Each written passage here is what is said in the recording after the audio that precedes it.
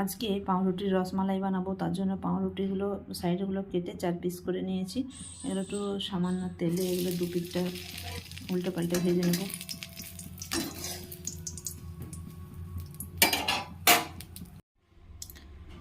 সব পাউরুটিগুলো ভেজে তুলে নিয়েছি।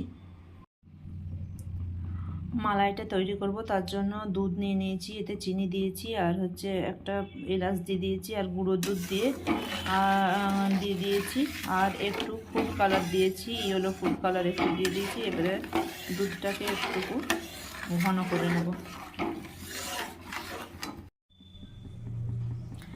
একটা পুর তৈরি করে নিয়েছি, এটা একটু গরম দুধটা গরম করে এর মধ্যে একটু চিনি দিয়ে আর কাটিয়ে রাখা ছানা দিয়ে একটা পুর তৈরি করে নিয়েছি।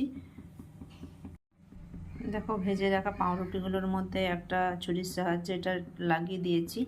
এরপরে উপর থেকে এইটা আর একটা বসিয়ে দিচ্ছি। এইভাবে বাদবাকিগুলো করে নেব।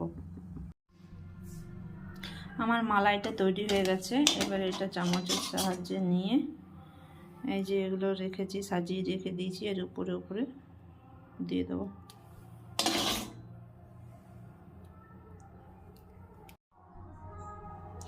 উপর থেকে পেস্তা কুচি আর কাজু কুচি দিয়ে গার্নিশিং করে দিচ্ছি।